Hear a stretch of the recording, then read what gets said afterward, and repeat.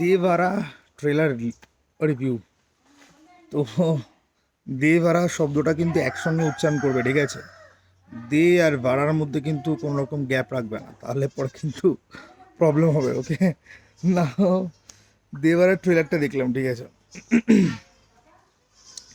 সাউথের সিনেমাকে এখন প্রশংসা করাটা একটা ট্রেন্ডে গিয়ে পৌঁছেছে, কিন্তু দেবারার ট্রেলারটা দেখে আমি ভাই প্রশংসা করার মতো জিনিসপত্র একটাও খুঁজে পেলাম না।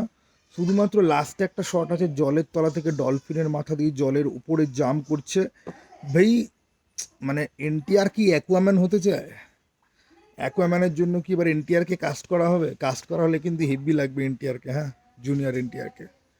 তো ওই শটটার মধ্যে ওই একটা ভিজুয়াল একটা অ্যাপিল আছে যেটা দেখতে ভালো লাগে।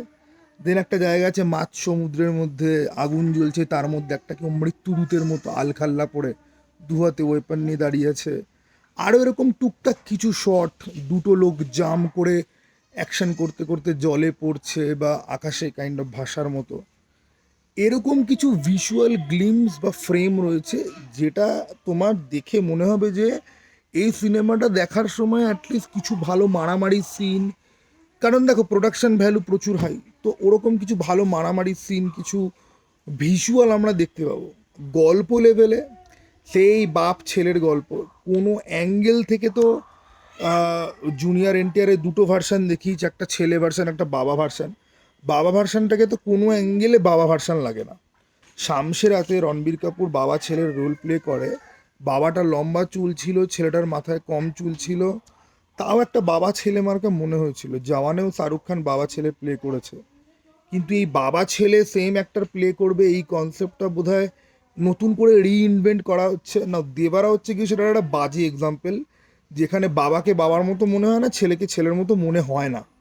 আর গল্প ওই একই, ওই জলদস্যুদের নিয়ে। আমার তো পুরো থাগস অফ হিন্দুস্তান মার্কা ভাই বেলো, ঠিক আছে? ইভেন কি যে মুরগিগুলো চিল্লাচ্ছে ওরাও বলছে ঠিক, যে ভেড়াগুলো চিল্লাচ্ছে ওরাও বলছে ঠিক। It is like Thugs of Hindustan all over again.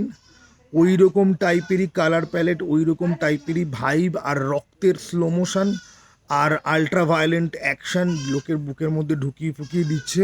তাতে কোরিওগ্রাফি কদ্দূর থাকবে আই হাইলি ডাউট, ঠিক আছে?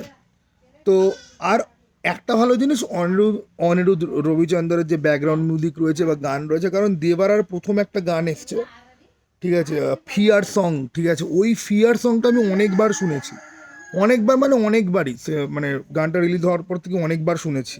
দ্বিতীয় আর একটা ডান্স নাম্বার যেটার মধ্যে ওই ওই মেয়েটা রয়েছে, ওই কাপুর, জাহ্নবী কাপুর রয়েছে, ঠিক আছে? তো তাই সে ট্রেলারের মধ্যেও রয়েছে, তাকে এখানে ওই অবজেক্ট হিসেবেই মানে ট্রিটমেন্ট দেওয়া হবে। এসব গল্পে তাই হয়, ঠিক আছে? নাচ করবে, একটু রোম্যান্স টোম্যান্স করলো, এরকম কোমরে চিমটি কাটলো, ব্যাস অত দূর অবধি হয়।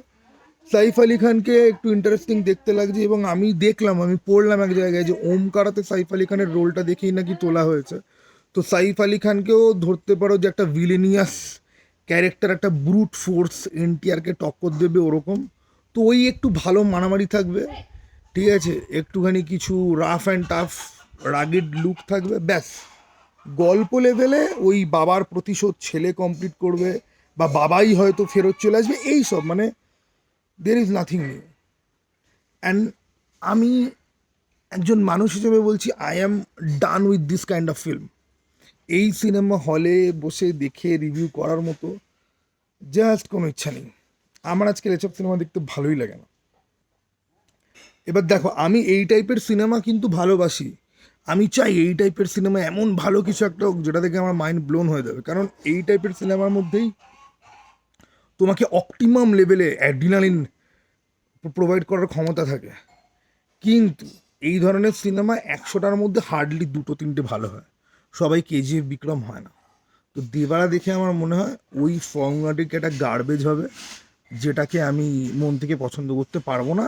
বাই পার্ট হয়তো দুটো অ্যাকশন সিন হয়তো ভালো লাগলো, হয়তো সাইফ আলি খানকে হয়তো একটুখানি ভালো লাগলো, ব্যাস অত অবধি। তো এই ছিল আমার বক্তব্য। কার কি মনে হয় কমেন্ট বক্স খোলা আছে, জানাতে পারো।